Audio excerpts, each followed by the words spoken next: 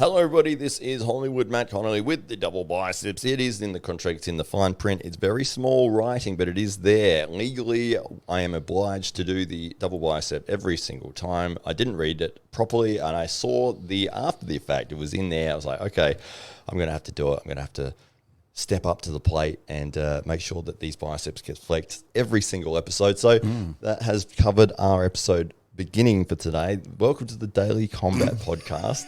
This is the co-host, the co-founder, the sponsor, the genius, the architect, the master of disaster, the king of sting, the John Bon Jovi's understudy, the Vincent Ronaldo's protege. It is, in fact, winner of the Dave Stockbridge of the Year Award, Dave Stockbridge. And if you're wondering why I don't get the double biceps out, it's because I sought legal advice before I signed my contract. So, yeah. Good lessons to learn, just in case, one of these big media conglomerates comes knocking on our door. That's right. Let me read that double bicep clause first. That's right. Hang on. Did you double bicep? Yes. Yeah. All right. We'll be watching. We'll be making sure you do it. It definitely isn't some made up thing that I just started doing. Absolutely not.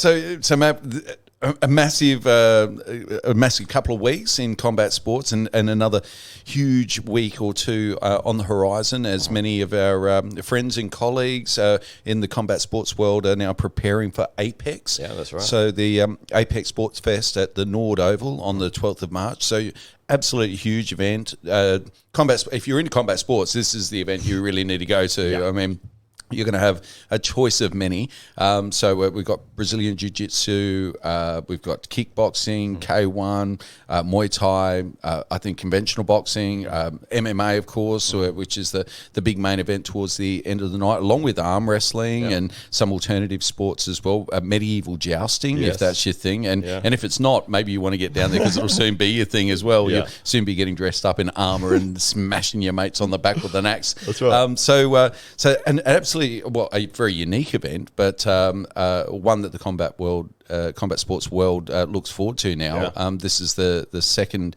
year, and from what I understand, it's going to be bigger and better than last year. And last year was an absolute blockbuster. Yeah, absolutely. It was fantastic. And that's the thing, there is so many sports happening all at the same time. And it's like you're buying one ticket, you're getting access, and then you can walk around and see everything's happening at once. So it's like you can be watching a wrestling tournament. Then over here, there's cage fighting going on.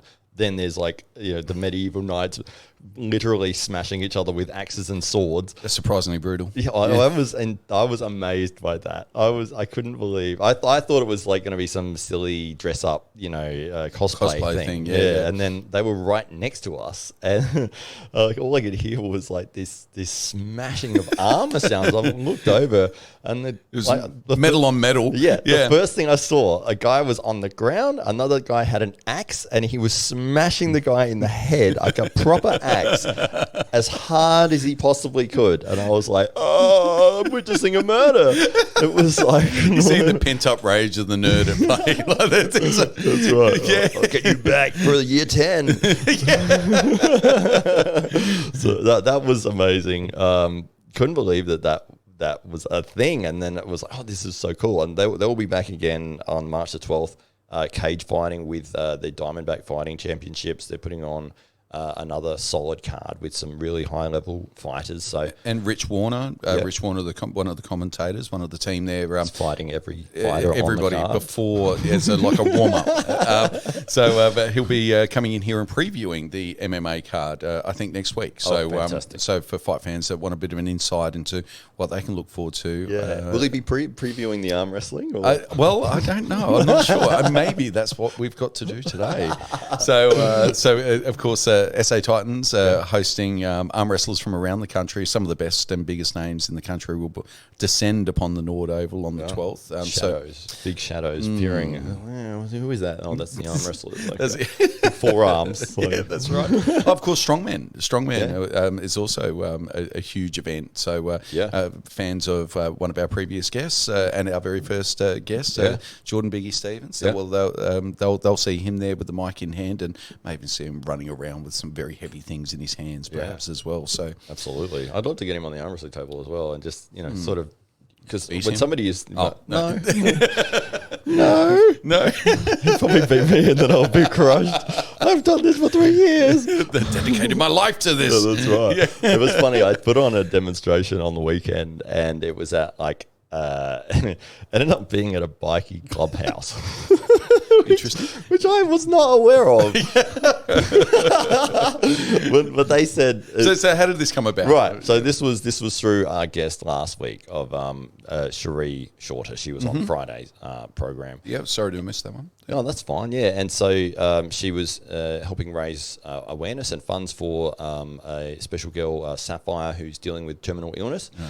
And so it was like she told me about this a couple of months ago, that Cherie was going to do this sort of carpool thing to sort of raise money, and it was going to be at this event, and I said, oh great, well let us know when it's coming up. We'll get you on the podcast so that we can sort of help promote it. And and then I sort of forgot about it, and she said last week, she's like, oh, it's on Saturday. I was like, oh okay, yeah, all right, well tomorrow let's do the show. Yeah. And so I didn't sleep, and I was up at work all night, and then we came in here, recorded the show. It went well received, from what I hear. And then the day after was the event, and I said, "Okay, where's the event?"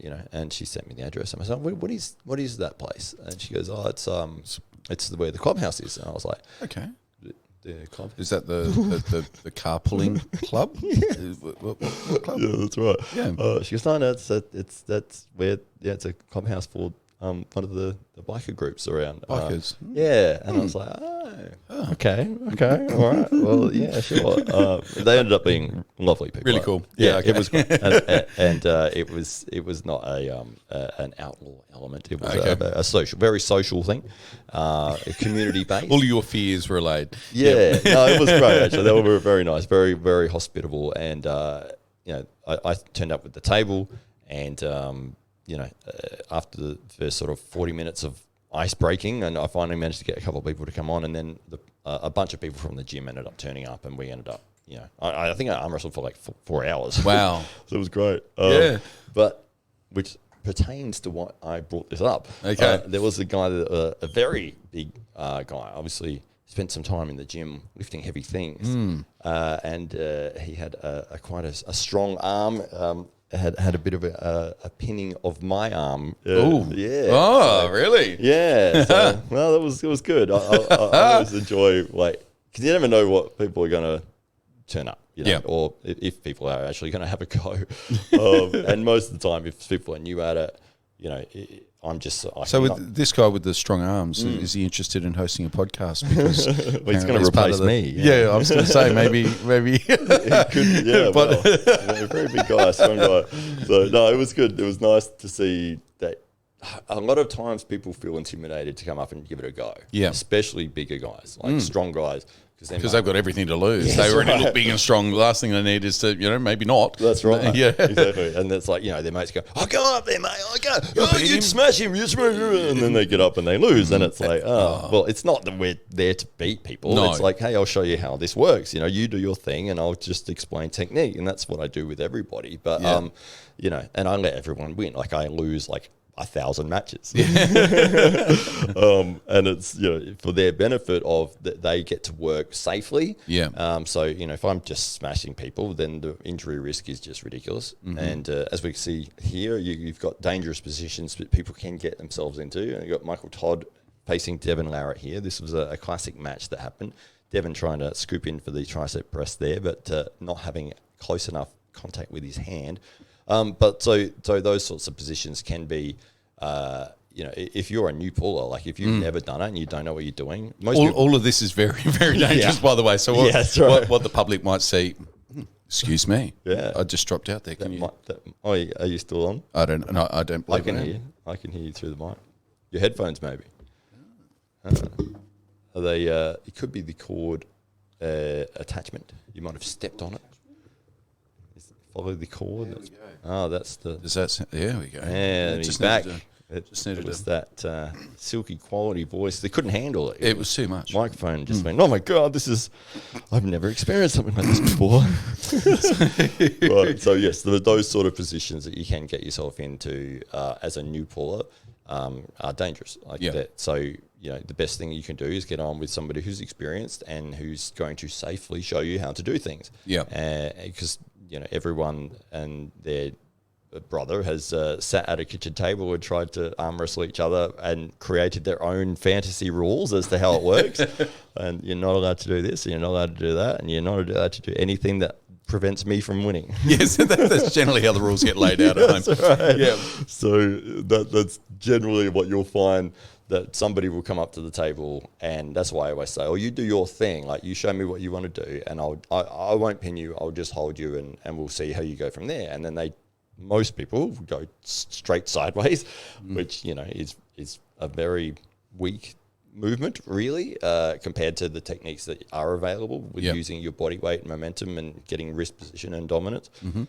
So I let them work, and I sort of explain, what they're doing, how they can make it stronger, how they can make it better. And it's just crazy the difference that somebody, in terms of their strength, in 5 minutes, from when they first stepped up, and it was like, there's just minimal resistance to I'm actually having to work hard now, because just because they've started pulling instead of pushing, and just those little fundamental techniques. So I think we were going to have a look at some of the. I think we were, and I think your point there is, I think you can learn 85% of what you're ever going to learn in arm wrestling within the first 15 minutes, and the balance of the 15% takes you a lifetime. But you can really, arm wrestling is one of those cool sports that you can become really proficient really quickly, and then be almost everybody else that's your weight, or maybe even say 25% heavier, just with that little bit of knowledge, and then the rest of the time you're suffering just to beat the next guy, basically. Right. But one of the really cool things with arm wrestling, I think, is and how it's recently popped into mainstream culture. It's kind of reared its head again after many years of being a backroom sport, almost likened to billiards or darts, or almost like a pub sport. Now it's re-emerged over recent times as very much a professional sport. We've got some of the biggest names in the sport that we've talked about on a couple of occasions on the podcast before, but on screen right now, we've got a couple of those names right now, in Devin Larritt and David Chafee, and you can see, this is a professional production. It's the WAL. This particular match is a few years old now, but you can kind of see that the sport has evolved, and there's definitely fans being created all the way around the world. And I guess the last 12 or so months in particular, we've started to see some YouTube channels really get massive around the sport. So it's gone from being that little niche to being a sport that's on the brink of becoming mainstream. And just this week we had Devin Larritt on Lex Friedman's podcast, and for those unfamiliar, Lex has got a very successful podcast, and that led to Joe Rogan talking about his experience of meeting Devin Larritt as well. And all of a sudden, this Devin Larritt character, who seems larger than the sport itself, definitely the most charismatic man in the sport, seems to be leading the way in impregnating the public's consciousness around arm wrestling and bringing it to the world's attention. Absolutely, it's so cool to see. And when you see a character, I think the driving force is the characters. So we're going to highlight Devin Larritt a little bit in this episode, just so that for those people that are at home that have been listening to us talk about arm wrestling, I think it's fair to say that Devin's the gateway drug for a lot of arm wrestlers. A lot of arm wrestlers will cite their first experience of the sport, not being on the table with you, but perhaps just seeing the sport on YouTube. And I know from my end, it was YouTubers that I was following who had gotten into arm wrestling that opened my eyes up to the Devin Larritts of the world, the Todd Hutchins and the Michael Todds. How did you come across arm wrestling? Yeah, exactly like that. So, I was just following, I think it was Juji, it might have been, who was my first exposure to the arm wrestling world. I was just a follower of his channel, and he's into all things strength and combat sports, and and very much an experimentalist, and from one episode he'll be out as practicing gymnast activities, and another he'll be doing some ninja American ninja style stuff, which he's obviously one of these very talented guys, great physique, but then he found his way onto the arm wrestling table. and I think Devin Larritt might have been who he went to get his tips at the time. Okay. Definitely one of I definitely recall seeing Devin in one of the videos, and then of course you slip down that little rabbit hole of arm wrestling, and once you hit Devin Larritt, there's a whole lot more videos that pop up on your recommended list thereafter that lead you in one direction. Absolutely. And that's joining an arm wrestling club. Yeah, well, it led to you being. Well, you went on the Arm Bets app. Is that right? Yeah, that's correct. Yeah. A couple of guys from our club reached out. I remember they put a screenshot. I don't know if anyone's told you this. They put a screenshot of your profile, and they said, "Well, this guy looks really strong. Does anyone know who he is?" And then it was like, "No, never heard of him." And I think you'd written in there, "I have my own table. I'll challenge anybody." Anybody, just come along. Yeah, absolutely. And it was like, "Oh, great! This sounds somebody like maybe he's really into it." And it's like, then you went, and I think Taryn maybe was it that reached out to you? And I think for those unfamiliar, the Arm Bets app is basically Tinder for arm wrestlers. So you can literally jump on there and see which arm wrestlers are local to you and reach out to them and say, "Hey, do you want to arm wrestle me?" Yeah. And that's how it happened. And Taryn, who's one of our top guys in the Titans Club, he was on there and was receptive to me coming around and having a go on his table, and he had a few of the guys there from the club as well on this particular day, and they stepped me through it. They embarrassed me for about an hour, but then they stepped me through it. So it was great. Once they'd filmed all the embarrassment, then they could move on to once they had their content for the YouTube channel. Right. It was great. But and it was it was great. They were very welcoming first and foremost, and for a pretty informal gathering. I mean, we literally hooked up online, and then you turn up in a strange dude's driveway and with a bunch of other guys and hold hands with them for a few hours, and at the end of that, well, how can you not be best mates? So at the end of that, you're like, let's arm wrestle now. Yeah, that's right. Exactly. But yes, you had the experience there, and then they said, well, we have a club, that we run the SA Titans. If you ever want to come into the training, and then you came to the training. Yeah. I think this might have even been in the dark days of COVID, of lockdowns and the like, and the club might not have been even meeting at that stage. So it was like they might have just been training just in the interim, essentially, and then it was like, okay, now it's back. Let's get back into it, and and that was my exposure. Right. It was interesting during that time period, because obviously we were training out at a community centre which had a lot of restrictions in place, and they actually shut us down. And I was like, well, I'm not going to be shut down. I wanted to keep wrestling. And I was picking people up from around the state and driving them to like other people's houses to be able to have a training session. It was like, I refuse. Like a community bus. That's right. You're picking up reluctant arm wrestlers wherever you may be. They didn't want to come along. These are just people at a bus stop. I was in the front of the house, honking the horn. Get in. Bring your arms. Because I wanted to keep doing it. And so, we managed to keep it alive. And then when finally the restrictions started to ease, we were able to get back in and start to build. And it's built, tenfold since then. So it's going well. But that's cool. I was so glad that, A, they found you, and then B, that you were keen and that you came along and gave it a go, and then, enjoyed it enough to the point where you're, really involved with the club and a sponsor, and, has been the driving force behind a lot of the progress we've made over the last couple of years. So, it's very nice of you to say, mate. Very nice of you to say. You might be diluting your own role in all of this somewhat by saying those things, but nonetheless, I will take all the credit. But it was all you. CSA Devin. We need new shirts. And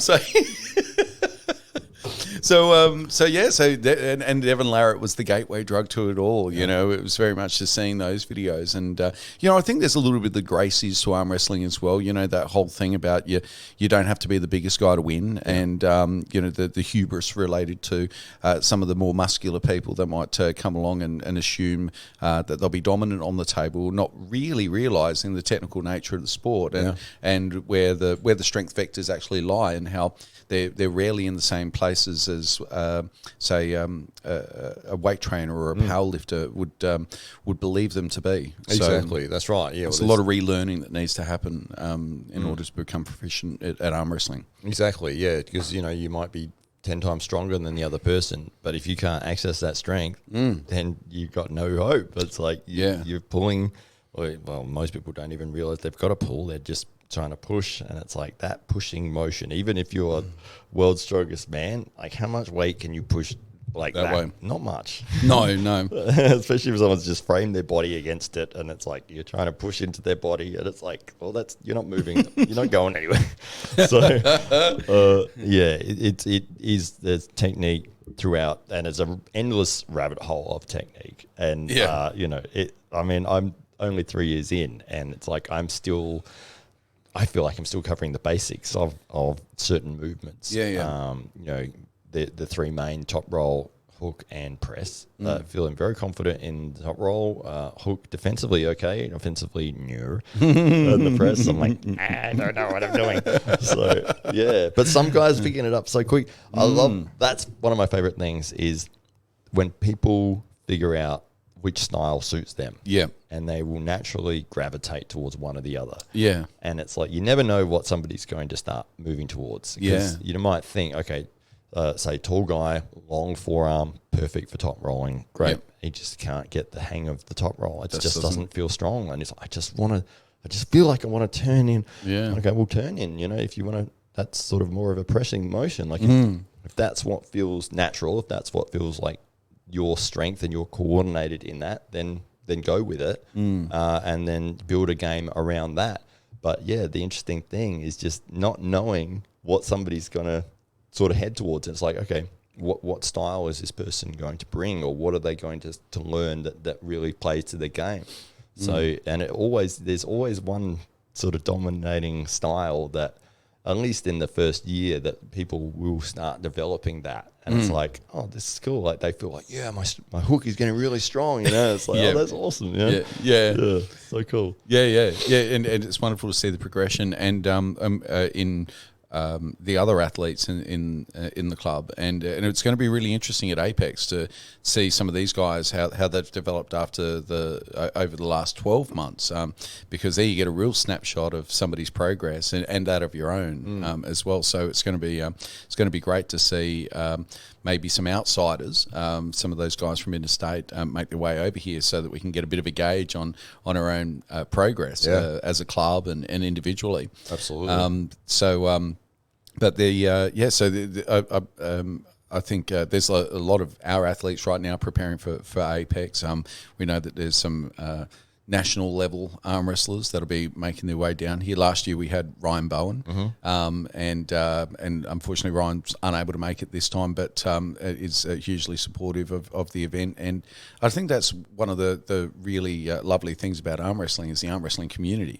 You've got some wonderful people in the sport that are really going out of their way to build the sport and to take it to this level.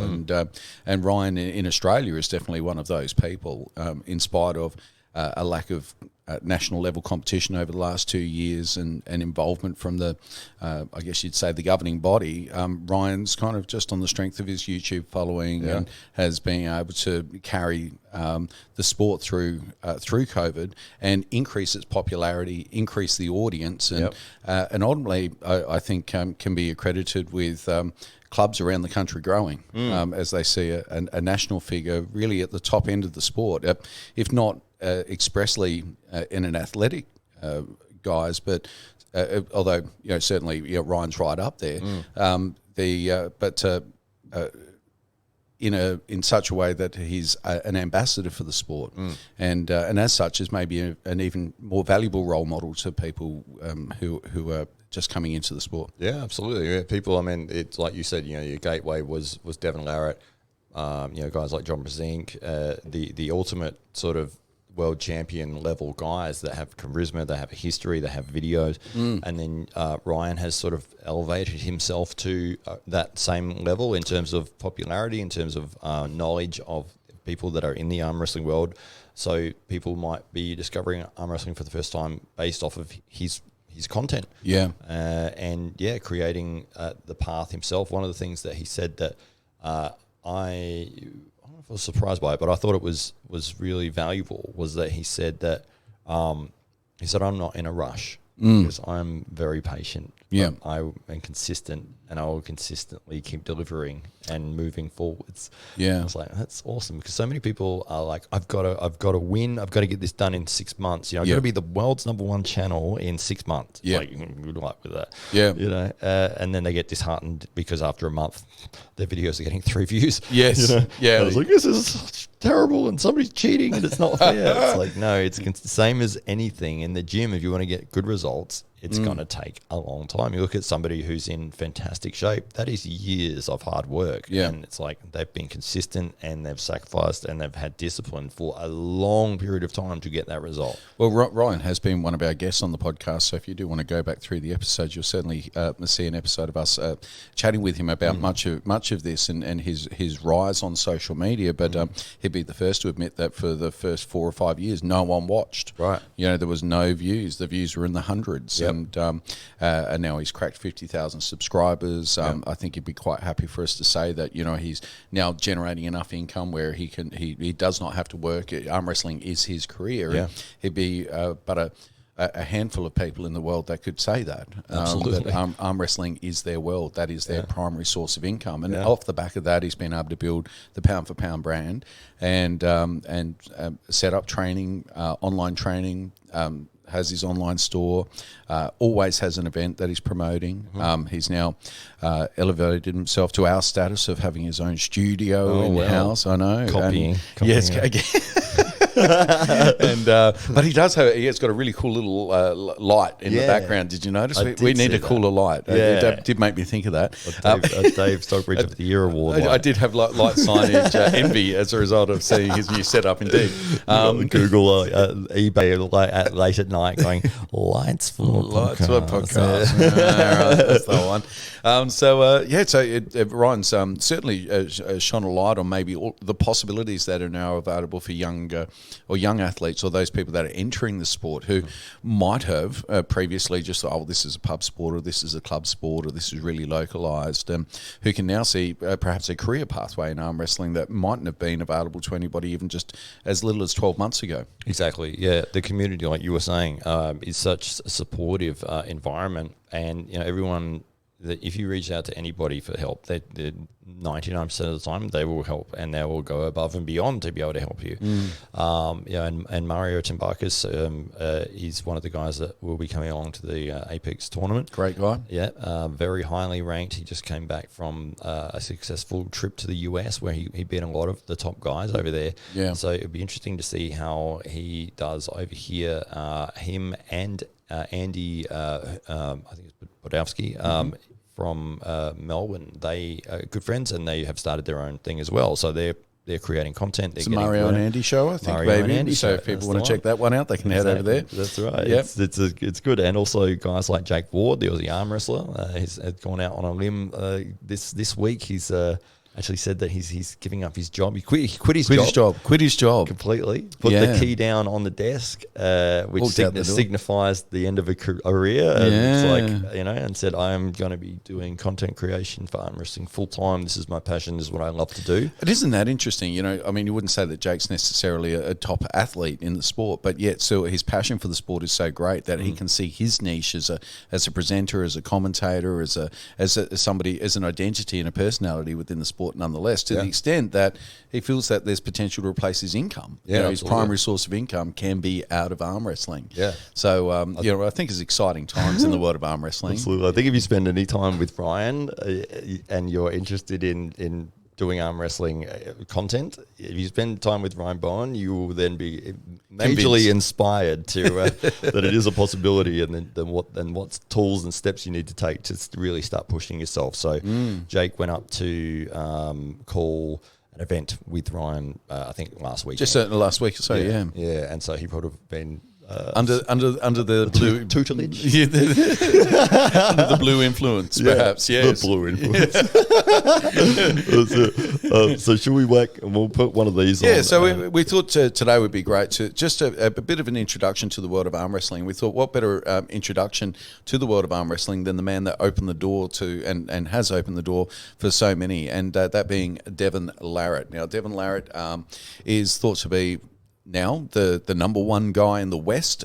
Is he the number one guy in the world? Well, we'll soon find out. So Levan is generally thought to be, he's a Georgian guy, and thought to be the number one. You'd say he's ranked number one currently, perhaps, certainly within the Eastern world. What's Levan's last name? Do you know? So, sorry, I can't say it either. That's why I knew that I picked up on it.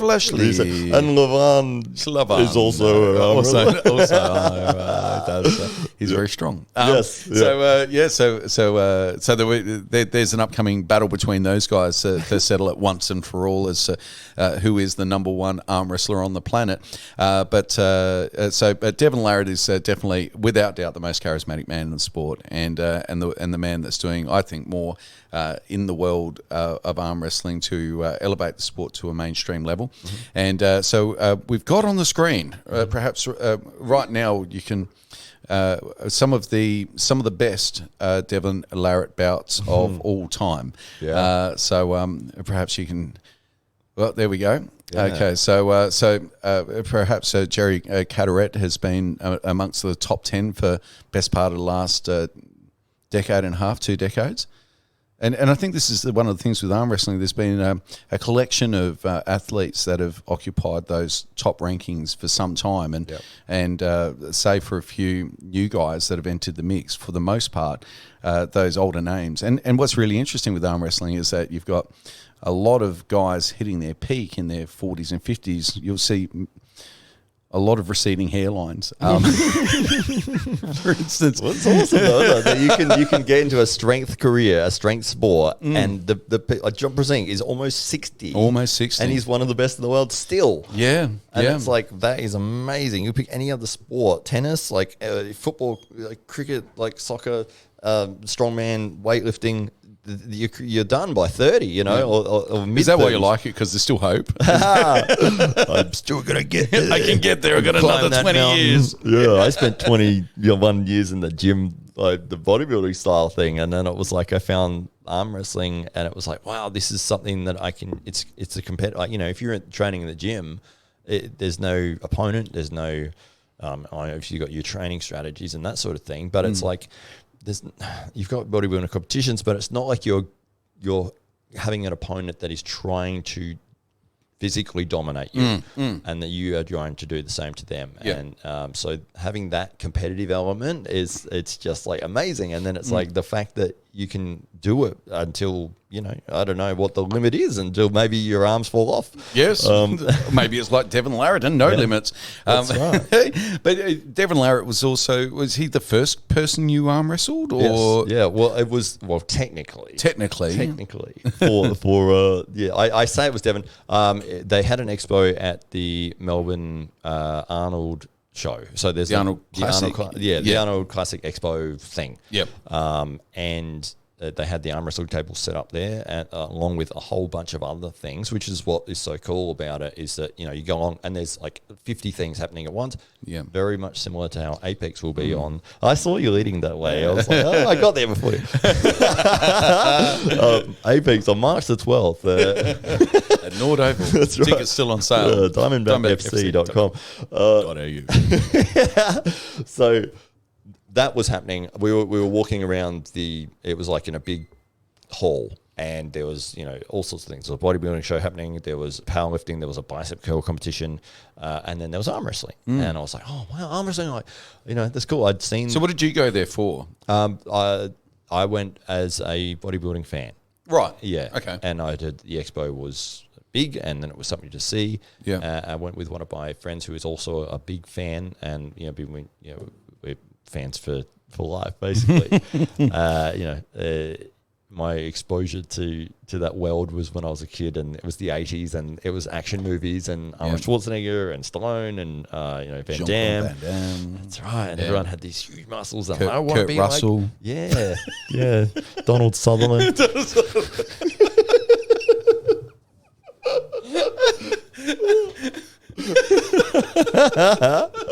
That finger, Bruce Willis. No.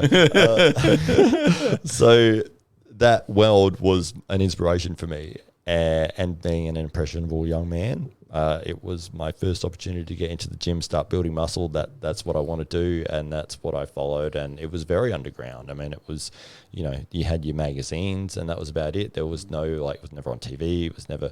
I hadn't watched an Olympia competition until maybe in the last 10 years, because you just can't get it. I don't know where you'd have to buy it. It was like $50 for a tape, or so. But, the magazine world, and then training, and, you're trying to find these different ideas and strategies, and you're hearing all these rumors and all these people, you should do this, and you should train like this, and you should, and trying to find your own method through, because it was like through the bro science. Yes, that's right. Yeah. Who was your first bro doctor? Who was your first guy that you kind of went, I'm going to do what he says. He seems to know what he's talking about. No doctorates, no paperwork to back any of it up. But geez, he looks all right. I might just do what he says. Yeah, I was very lucky. The way I went about it was, as soon as I finished high school, I went and studied fitness. Okay. So I went and learned properly. Official bro science. Right. Official. I have an official diploma in bro science. So you were able to dose out your Joe Weider Megamass 2000 correctly. And compare the two and go, the 2000 or the 3000? Look like Mr. Olympia in 6 weeks, or how does that? I don't think that's possible, Joe. I read how many calories are in that. That can't be possible. It's all sugar. Let's go. So that was my push forwards, was bodybuilding, and I loved that. And it was I'm still training every day in the gym now. Definitely an identity I have for myself is that I want to be that. That's who I have always aspired to be like. Arnold's my idol. I want to be like him, and that's my thinking. Yeah. But then finding arm wrestling, where it's like, I remember, because arm wrestling is so harsh on your forearms, your biceps, your back, your wrists, your joints. Yeah. And I remember having a thought of, this is just like when I first started training. Yeah, well but I had to make a decision. Because it was like, I'm not going to be able to train biceps. I'm not going to train back as hard as I can now without doing the arm wrestling. Yeah. Is this a thing I want to pursue enough to give up that? That's how much I love. You've been doing it for 20 years. Yeah. You've been training for 20 years. That's right. But it was such and so much of your identity gets caught up in that as well. Yeah. And it can be limiting, because it's like, in some ways, how people say obsessions become, instead of you owning your obsession owns you. Yeah. And it can restrict you from, I remember going on holidays, and it'd be like, I have to make sure there's a gym because I've got to train. And it's like, you're on holiday. It's like, no, I need to be there. And I would take dumbbells with me, and it was definitely I must do this. And it was framed from a good place in terms of it's very disciplined, and I will continue down this path no matter what. And it's like, you put obstacles in front of me, I will still do it. I'll work night shift and I'll still train. I'll do, whatever. But I remember having that thought, I can't do both. Yeah, because it's like, I go to arm wrestling and I can't lift, I can't train biceps. My biceps are fried for a week, maybe 2 weeks. Yeah. My forearms are destroyed trying to do back, trying to pull. It's like, it hurts. And it's like, and I was lucky enough that it was at a point where I was like, I am enjoying this enough to make that sacrifice. And I know it sounds kind of silly to be like, oh, well, you can still train. You just can't train as heavy. It's like, yeah, but I want to train heavy. I want my cake and I want to eat it too. But making that choice was, okay, well, I'm going to go with it because I'm really enjoying it. And I feel very lucky that I did, because it was like, now I have two things that I really, really enjoy. I love arm wrestling, love lifting weights in the gym. And have you been able to return to your pre-arm wrestling routines? Like, are you able? You're still struggling with that? Yeah. Still.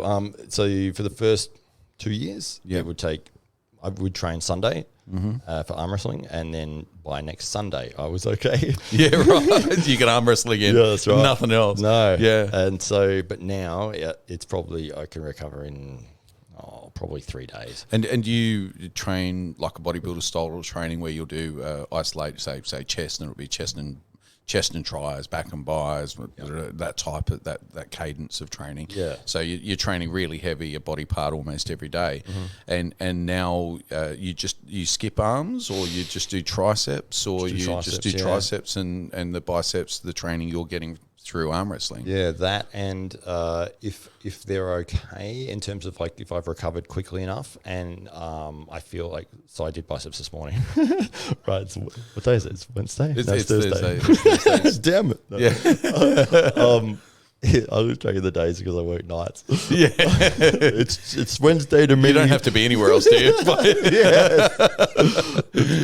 So having to make that sacrifice in terms of like, okay, well, you can't train biceps as heavy, but I can still train my biceps as heavy as I was.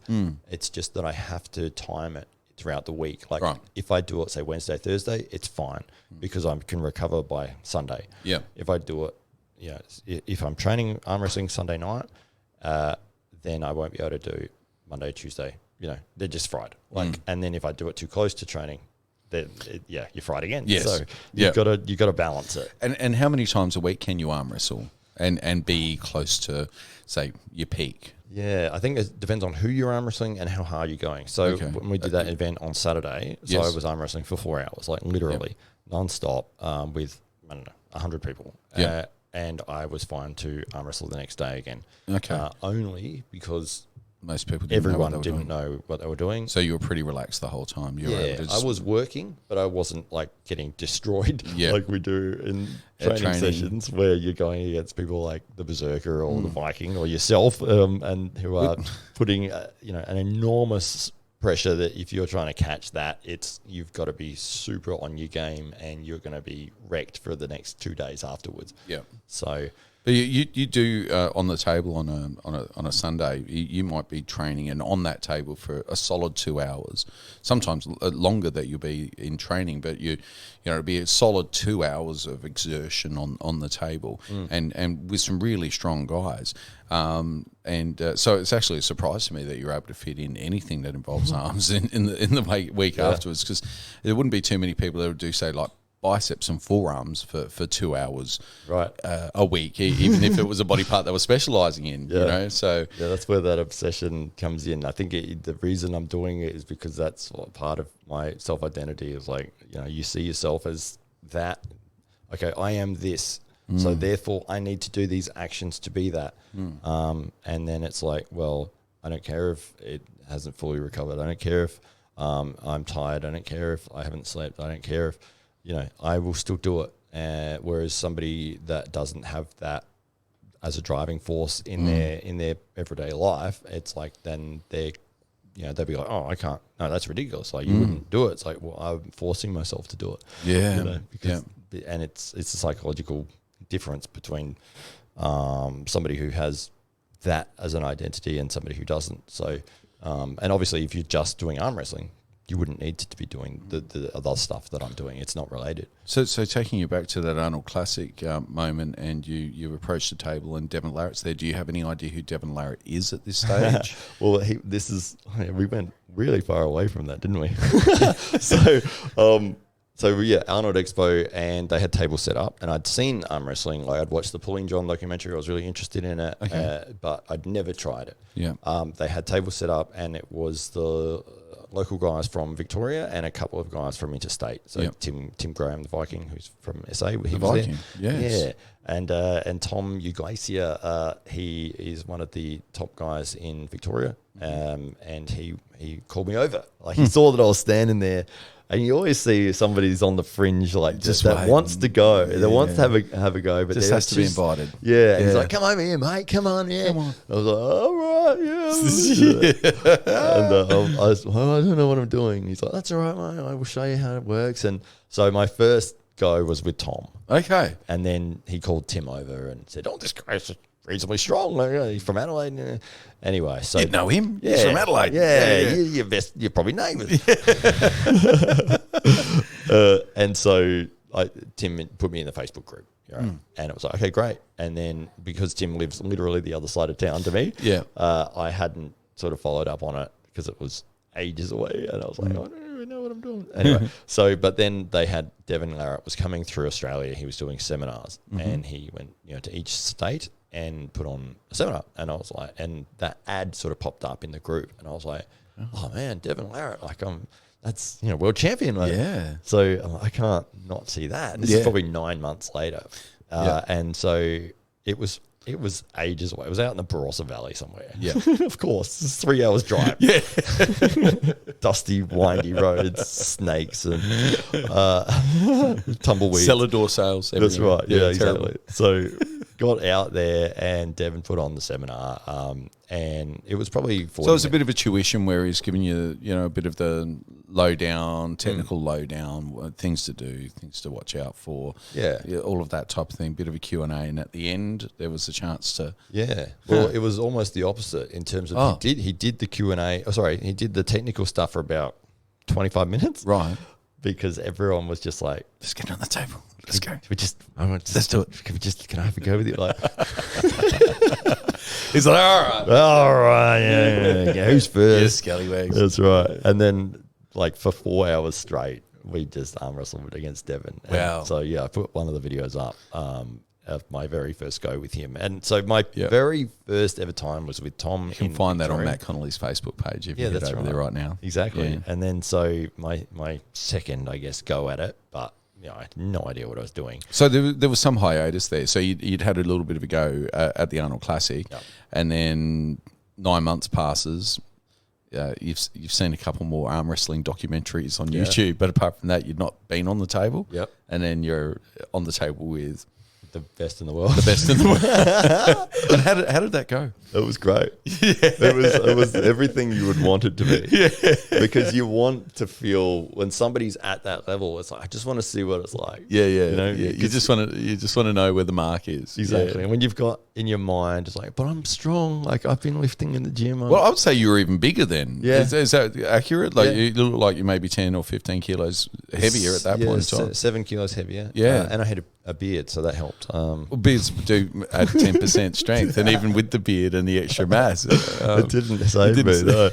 But yeah, it was awesome, and I was not intimidated, but like just excited, in awe of it. Yeah, the opportunity. You meet somebody that's like that, and you never meet these people, and it's like, this is a world champion. And he's here, and he's talking to you, and you're like, and you're about to have an arm wrestle with him, and it was just like, and then he does what he does with everybody, and that's what I try to replicate. Yeah, I let people work and then try to help them get better, and that's what he did for me. And I've talked about this before. I was not going to quit. Every single person quits that goes against him in any. So you'd done your homework before you got there. And not quitting was that's not going to. Yeah, that's it. Yeah, I'm not going to quit. Key. You're going to have to pin me. Yeah, and it took 2.5 minutes because he was laughing. And he said, "Oh, he's not quitting." I'm like, "I'm not quitting. I'm not going to quit. That's the only thing I've got here." I have I don't have strength, but I do have persistence. That's right. That's so. Will it be enough? Yeah. No, it isn't. No, it wasn't. But it was a fantastic experience, and I think even say you're a fan of any sport or of anything, like if you're a fan of singing or video games or something, and then it's like you get to meet somebody who's at the absolute pinnacle of that, and then they are teaching you, or you have a go at it, and it's like you want to see their level, because it's like you don't want them to just be like, oh yeah, well done, mate, you pinned me. All right, next. It's like, oh, that was shit. It's like, no, I really want to see what it's like. And I just sort of in my mind, I'm framing like watching video games like Street Fighter, and you got like an absolute pinnacle, best in the world sort of person. You're gonna have a go with them. You want them to absolutely wipe the floor with you, because it's like, I just want to see what it's like. I just want to feel that. Just want to know completely unmovable in level that they are on, that it just seems impossible. So you were obviously not discouraged by so comprehensively being physically overwhelmed in that case, but it seems to have inspired you even more so. Yeah, absolutely. Yeah, well, that's it. I wasn't under any expectations. And have you come up against anybody that's made you feel similarly since? So Devin's obviously best in the world, and then you return to, well, I'm guessing at that stage you got more involved in the club, and so you're arm wrestling some really good regional guys there, like Tim the Viking Graham, for instance, who've performed at a national standard for quite some time. So you get a bit of a feel as to where you might lie, and then have you come up against anybody else that's been so dominant? Yeah, Ryan Bowen. Another, Ryan's wrist was the same. I couldn't move it. And this is after. And this is the dilemma, because like with Devin Larritt, he's 6'5", he's a giant, he's a big guy. You kind of expect he'd be pretty strong. Yeah. Ryan Bowen almost looks like he's human. Yeah. And this is the kind of the smoke and mirrors of it. Like, he lures you in with the promise of maybe a chance, and then you find out, no, he's not human. There was no chance. There's something else going on. Exactly. Some kind of other alien DNA that's happening there. Exactly. Yeah. Because I think we compared wrist sizes. Like, I kind of think, I've got to, I'm not a small guy. I don't have the, but I've got, and then, but it seemed to be like an extra half an inch thicker, and it's like, how does it get like that? Like, what are you doing? Like, what? It's absolutely, yeah, so strong, and because he came down for the Apex last year, and he stayed at my place, and the night before, we don't need to know the details, but well, to save on accommodation, that's why. And so he goes, "Oh, do you have a table?" I'm like, "Yeah," and so he goes, "Oh, we'll have a quick little feel how weak you are." Yeah, pretty much. Just to destroy your hopes the night before the competition. And so, bye, Devin. Yeah, look. I know we had a go for 3 minutes or something, because he didn't want to tire himself out. No, I didn't want to tire him out. Yeah. It's that same thing. I put a video up yesterday of me holding somebody, one of the other guys. One of the young guys in the club. And I was talking to somebody else. Just casually. Yeah, and he was giving it everything, and I was just in that. I wasn't even aware that had actually happened until I watched the footage back, because I was saying goodbye to somebody, and I just kept my arm there, and I didn't realize he was... Yeah. And you were just... I was talking about someone else. That's what Ryan was for me. It's like, might as well been, a steel girder that I was trying to move, and it was like, that's not going to happen. It's incredible, isn't it? It's so weird, and it's like... It's weird because what Ryan would be, probably 9,500 kilos, somewhere in that range, just walking around, just generally speaking. So normal. And yet there's that specificity to the strength, isn't it? And then you've got the multipliers like mass and height and the like that you see in an athlete like Devin Larritt, and it just makes you wonder. But then you've got the other anomalous, probably the attraction for many, and especially those that grew up in the UFC era of the Gracies, is the John Brzenk, the aura of John Brzenk, because for all intents and purposes, again, he looks like a normal human being, but then he's the greatest of all time, and was unbeatable for 3 or so decades. Yeah. And yet you look at him and he just looks like maybe like a fit grandfather, like somebody's doing some strength for life down at the local gym or something. Yeah. But he just looks like a normal human being. And therein lies the. I guess the conundrum. The conundrum with arm wrestling in that I thought I might be pretty good at it. You know, I've got pretty strong arms. And, you know, I'm a strong guy, and you know, how much can there be to it? And yet, you know, there's guys that are significantly lighter that are much more proficient than I am, and smaller guys that are able to overwhelm me physically in a way that I don't think there'd be another sport in which they would be able to do that. That come to mind, except for maybe BJJ or something that's a highly technical wrestling sport. Yet here in arm wrestling, you know, it's you know, you know, I thought it'd be a great sport for me because I've got strong arms and I don't like cardio. I thought arm wrestling's it. Which one fits those categories? Arm wrestling, right? I mean, that's the one. Sign me up. So if we step back, you know, you've got John Brezink, greatest of all time. You've got Devin Larritt, who would be, you know, the most charismatic and probably the most popular figure within the sport, and maybe the number 2 GOAT, if you want to put it that way. And you had that really early opportunity to test yourself against Devin, and still it was enough for you to want to come back and give it more, and almost you know. I guess lead you down the path that you're on now, which is developing your own arm wrestling content. And I don't think there's anybody that's put together as many super matches as you have over the last 12 or 18 months. I think there was a run of almost one a week there from the best part of a year.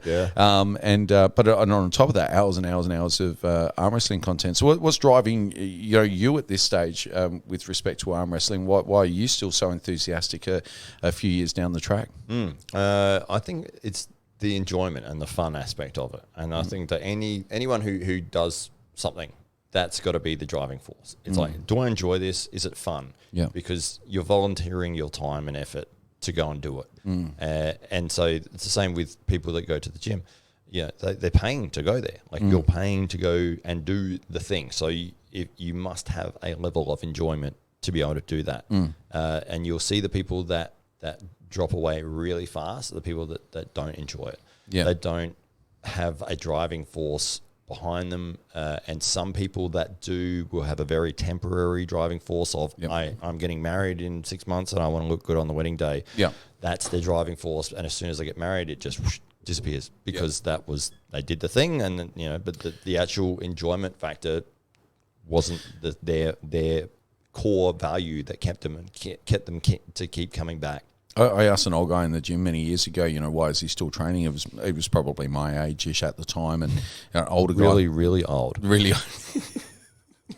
He could barely hear me. I had to repeat myself. Why do you like the gym so much? What?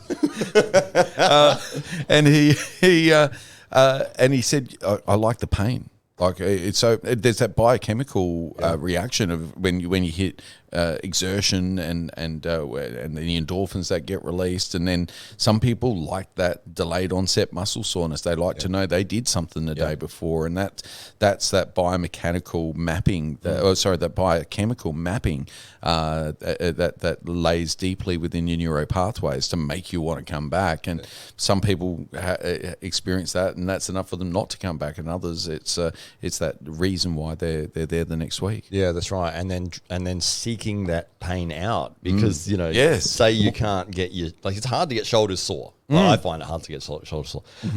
Same with biceps. Well, not anymore with arm wrestling, but I could train my biceps for 6 hours and they would be fine the next day. So you're trying to, but if you had done a workout and they were sore, you're like, yes, I did it. I pushed myself to the point to get results. Yes. And I was reading through some sort of motivational stuff a couple of weeks ago, and it was one of the key elements that was highlighted in there is that progress equals happiness. So if you're progressing in anything, if you're making results happen, if you're achieving, if you're working towards something, if you're building something and it's moving forwards. Production's the source of morale. Exactly. Then you are more likely to continue it and you're more likely to enjoy it. And that the people that get stuck in those dead-end jobs where it doesn't matter how hard you work, you stay at the same level. Yep. There's no progression. There's no incentive. They get to a point where they're like, well, there's no point me putting in extra effort because I don't get a reward for it. Yeah. So they put minimal effort in. Yeah. But if you're putting in minimal effort, you don't have that self-pride that you've gone and done something that's worthy of your time and effort and mental fortitude. So if you're going and doing a job where it's like, say you're, I don't know, digging a hole. Let's just say. Right. Just say digging a hole, right? And it's like, it doesn't matter if you dig deeper today than you did yesterday. No one cares. You got paid the same. It's going to be the same the next day. The hole needs to be dug again the next day, the next day, the next day. Next week's going to be the same. Next year it's going to be the same. 10 years, still be exactly the same. You'll be in the exact same position. That is horrible. And to feel that people are in those positions, that's where that depression comes from. That's where it's like that hopelessness feeling of, this is just so not worth it. And it isn't. It's not worth your time to be in that position, spending 8 hours, 10 hours, 12 hours a day doing something that's pointless or doing something that requires minimal effort but steals years from your life. And say it's a 40-hour week, 40 hours of your week was spent doing something you didn't care about. You gave minimal effort. Well, growth is always on the other side of our discomfort, and I think that that applies physically as well as mentally and in the areas of our pursuits. And if you're not feeling like you're pushed, if you're not feeling like you're under stress, if you're not feeling like you're exerted, if you're not tired at the end of the day, you know what? You're probably not living your best life, and I think there's too much talk in the world of being happy with the way that you are, which I think is actually really dangerous, because if people stayed the way that they were, then it's essentially an acknowledgement that people can't get any better. They're at their peak, and if you tell people who obviously feel like they're destined for something greater, that they're perfect the way that they are, that's not going to work out well for the person.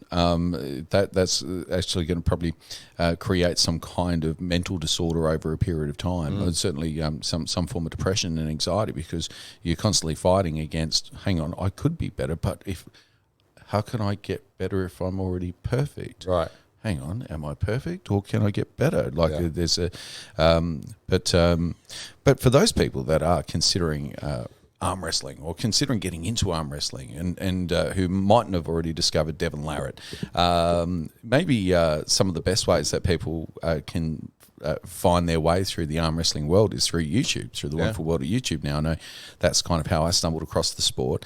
In terms of arm wrestling YouTube channels, for instance, there's been a couple in particular that have exploded in popularity over recent times, and others that have been slow burns that are now entering mainstream consciousness. We mentioned Ryan Bowen earlier, who now I believe his YouTube channel is ranked as a top 10 sports YouTube channel in Australia, amongst, say, Fox News, for instance. Big productions with millions of dollars. Big productions, millions of dollars, and there's Ryan in his spare bedroom. With a light. With a light. He does have that awesome sign, racking up millions of views. So are there, and I don't know if we can bring these up on the screen as we're talking about it, but what would be, what's the number one YouTube channel in the world right now for arm wrestling? This is going to still let up the highlights from a second ago, but the number one is Arm Wrestling TV, which is Schoolboy and his brother Alex, and so they. Well, in terms of content and the way that they've gone about things, they've done it very clever. And I'll bring it up while I'm talking. Do you want me to talk whilst you're bringing it up? Sure. Okay, so Schoolboy. Schoolboy's probably the best known character out of that particular YouTube channel, and the reason he's called Schoolboy is because, well, up until recently he literally looked like a schoolboy. Well, he literally was a schoolboy. Yeah. He was a child. Now he's the 6'5" Russian giant, but who wears the Mickey Mouse t-shirt just to keep the schoolboy thing going. But essentially, his brother, he seems to be the mastermind behind the channel, Alex. He's been dragging his younger brother out into places like Times Square in New York and down at Miami Beach, and here we see Larry Will's gym, I believe. Yeah, that's right. And so this is Schoolboy on the right of screen currently, and so and Schoolboy has and really what it was, can you beat this schoolboy at arm wrestling? Yeah. So it was a little bit, it was that, again, that Gracie thing, can the big guy beat the little guy, and can the little guy just win with technique? Yeah.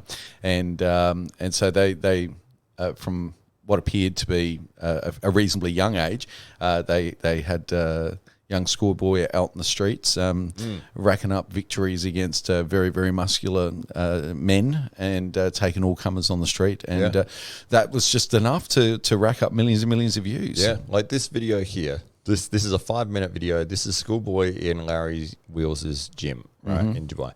How many, just as a guess, because I have the answer in front of me, how many views do you reckon this channel? This 5 minutes. It's a 5-minute video. It's an arm wrestling. All they're doing is arm wrestling in a gym. It's not a competition. It's not. Let's say 300,000 views. 31 million. 31 million views. 31 million. That's on this 5-minute video, and they're just training. Like, this is a training match. They're messing around. They're going hard. They're going as hard as they can. But it is not an official, like, sanctioned bout of, this has got $1 million on prize money on the line. It is a couple of strong guys in the gym arm wrestling, and it has a massive amount of views. And most of their videos on their channel, they are astronomically ahead of everybody else. And Larry Wheels, Larry Wheels himself has had a hugely successful channel, and has set a bevy of world records, and is generally regarded as one of the strongest individuals on the planet in certain disciplines. And he's recently fallen in love with arm wrestling himself, and has actually run a few promotions, the King of the Table promotion, where a few of the top level arm wrestlers have found their way to in Dubai, and competed in pay-per-view events. And Larry himself can probably take some responsibility for the meteoric rise in the mainstream acceptance of arm wrestling, certainly within that strength and in combat sports world, I would say. Oh, without a doubt. That's him there on the channel, Larry, looking absolutely humongous, like crazy, like a cartoon character, isn't it? Absolutely. Look at those traps. It's outrageous. And I'm so glad that he found arm wrestling and loves it. And obviously loves it, and he's willing to lose, and be humble, which is such an important element to it. He's a strong guy. He's one of the strongest in the world, but getting on the arm wrestling table at the start, he's being beaten by everybody because it's like it is just different. He's starting from scratch again, isn't he? Yeah, but to get through that and to say, look, I know that I'm going to be bad at it. I know that I'm going to be weak at it to start with, but and to be seen as, okay, you're not good at this, but willing to put himself in that position and go through the years of progress under a microscope, because everyone's going to be like, oh, I knew you weren't very strong now. And it's like he's ignored that, doesn't care about that. It's like, I love this thing, and I know I'm not going to be good at it, and I'm going to lose, and I'm going to keep getting better. And he has. And for a lot of big, strong, muscular guys who suffer at some level from muscular dysmorphia, that's a real thing. And their egos are very much tied up in their muscularity and their strength, and so to then so publicly lose and appear weak says a lot about Larry, I think, that in terms of his willingness to learn and to start from scratch and to do something for the sake of the love of the sport, because there's definitely no money in it for him at this stage. If anything, he's providing an opportunity and platform for other arm wrestling athletes to maybe make a living more so than himself out of this. So it's really really extraordinary.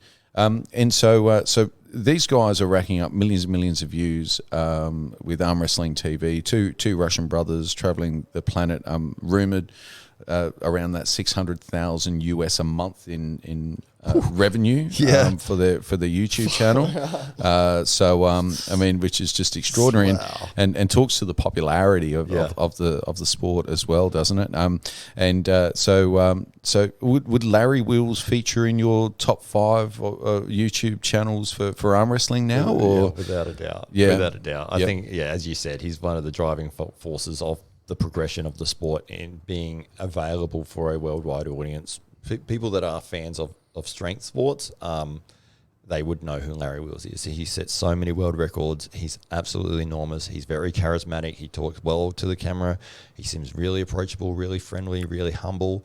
That is all an appeal that is part of forming a very solid base for his primary channel, and that was based around strength. And then for him to then branch into the arm wrestling world has lifted arm wrestling enormously, because so many people, literally millions of people that are watching Larry Wheels are now seeing arm wrestling maybe for the first time and going, what's this arm wrestling thing? Oh, okay. And then being exposed to Schoolboy, to Devin Larritt, to John Brasink and Michael Todd. And then Michael Todd went over there. He was training with Larry for a little while. So to see it being broadcast at that level, it's just like, it's massive for arm wrestling. Yeah. Oh, there's Gigi and Gigi and Schoolboy. But the I completely agree. I think that the way that Larry's been able to provide a platform for these guys, and how quickly, I mean, from Larry's perspective, he was able to call about a master class. Essentially, he was able to bring together the biggest names and minds in arm wrestling, and to essentially provide them all with a platform on his channel, but at the same time learn and get inside knowledge from the best in the business very, very quickly. So it's and now it looks like arm wrestling is now feeding into the success of his channel in the same way that powerlifting and bodybuilding and these other sports, where he's able to borrow audiences from those subcultures. Now he's doing the same with arm wrestling very, very, very successfully. Exactly. Well, that's the thing, is that when you're watching, say you're watching The World's Strongest Man, and it's like, I remember watching Mariusz Pudzianowski, and he was going against, I think it was Brian Shaw at the time, who had just sort of stepped onto the scene, who ended up taking over a few years later and being world champion for a long time. But there was always that, when they were competing against each other, and it would be, here's the event, they've got to lift a car. And it's above your head. I think they were deadlifting the back of a car.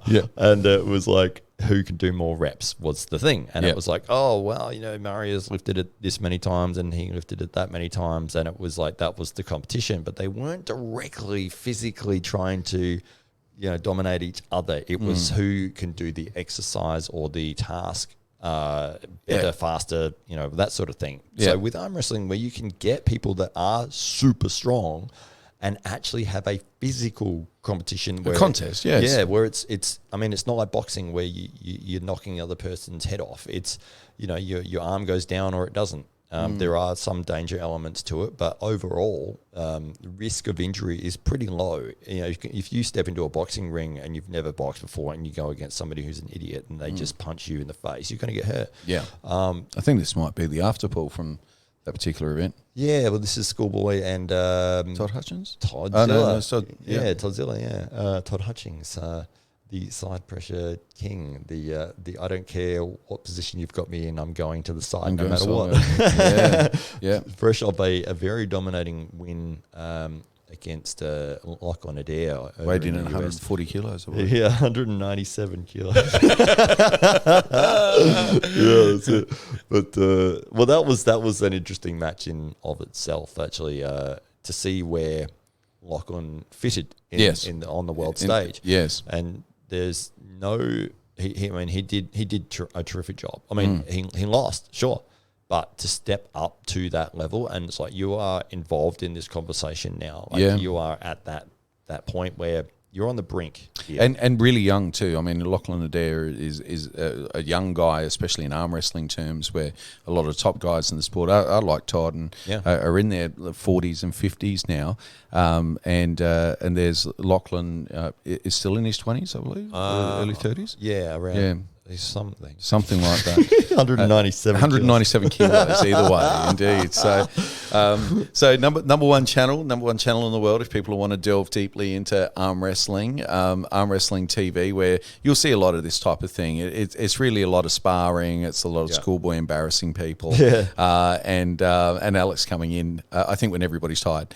So that's unfair. Alex is world class in his own right, and it's kind of cool. You see arm wrestlers in their natural environment, but that's pretty much it. With Devin's channel, Devin's built an enormous audience over recent times.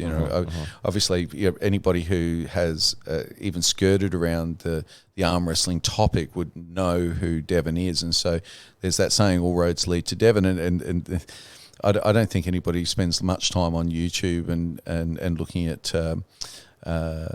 at Devin Larritt without finding their way to this particular video. So so we've got Hapthor on the left, of course, soon to be boxing champion, I believe. Yeah. Eddie Hall's opponent in the upcoming bout, sometime in the next week or two, I believe. Is it that soon? It's really soon. It's like awesome. two weeks away. So all the conjecture, all of the talk, it all ends now. It's all going to happen. I don't think he was that far away. He was probably just starting to diet down a little bit at this. No. Well, this was sometime 2015. Ago? Yeah, okay, this is quite a while back. Ago. But as you said, this is one of those viral videos that got out there because of that. What I was saying earlier, where you've got world's strongest man. It's like, these guys are enormous. They're lifting cars, and buildings. And it's like you would think, okay, there's nothing that these people could do that I could challenge them in and beat them because they're absolute monsters. Yep. Then you've got this video here. So Devin Larritt is arm wrestling against Thor Bjornsson, who was at that time world's strongest man. That's great. You better to get rid of the video. That's all right. It brings up their stats right there.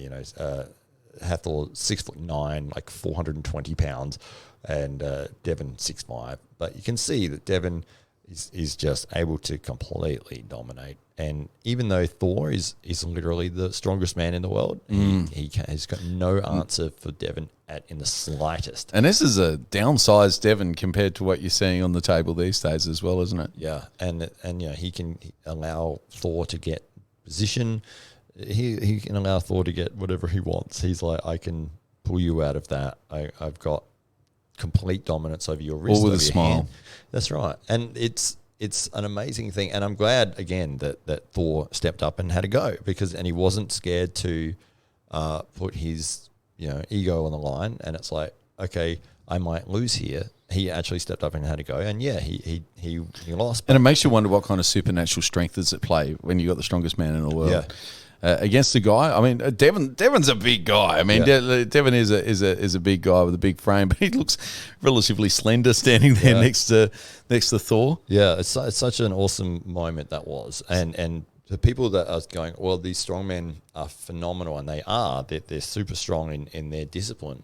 But arm wrestling, like you said, is like very similar to jiu-jitsu or grappling, where strength gets mitigated by technique. And that's what was on display there, which really highlighted it there. You've got this strongest man in the world, and he can't move Devin. I'll say one of the things I really appreciate about Devin's channel is that you get a lot of behind the scenes. You get a lot of his thinking. He's very open with how he's thinking through a particular problem or a situation or an upcoming bout, whether that be how he's reflecting on his training or what he's looking to improve or a philosophy that he's working towards or an idea that he's had.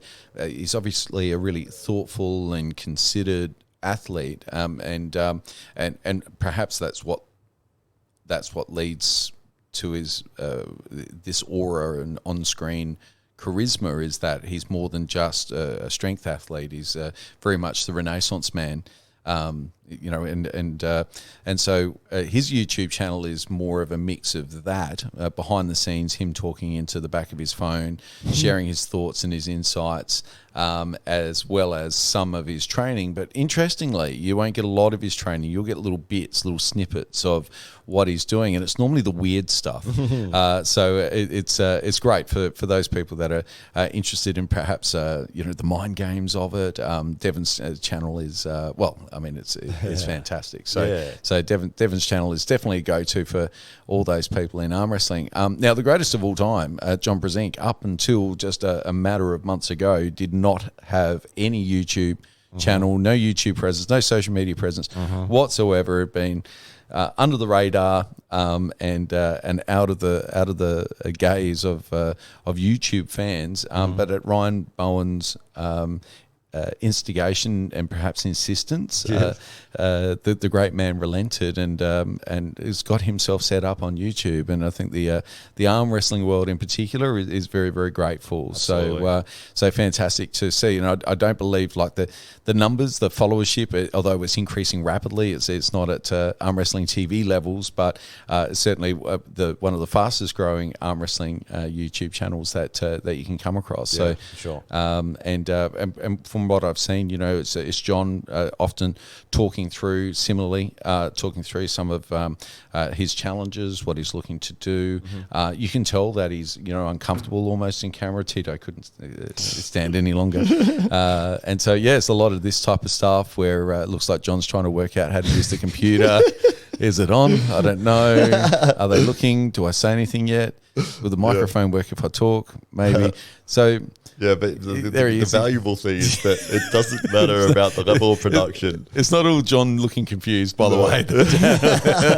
Here he goes. He worked it out. It's recording. Yeah, okay. But because regardless as to what this looks like in terms of production level, he's just pointed it at himself and he's talking. He's got but it's John Brzenk. It's the greatest. We don't care. We just want to hear what you say. You know, and people are throwing. He goes live. Money is being poured into that super chat. So much love going his way. Everybody loves the guy, and rightfully so. He seems like a really humble, wonderful guy, and he's been at the top of the sport for I guess his entire life. It's or maybe his entire adult life, and right up until a couple of weeks ago. Yeah. I mean, it was right up against Devin Larritt, you know, and so, you know, there's to be in retirement for as long as he was, to basically return after a few warm-ups to come up against the number one guy in the Western world, and to perform relatively well. You know, there's that was kind of amazing and speaks to the depth of his talents as an athlete, for sure. and resolve as a human being. Exactly. Well, that's one of the key issues. Well, not even key issues. One of the things that you should highlight with his character is like this guy isn't afraid of a challenge. And he's like, I think he went to a tournament the week before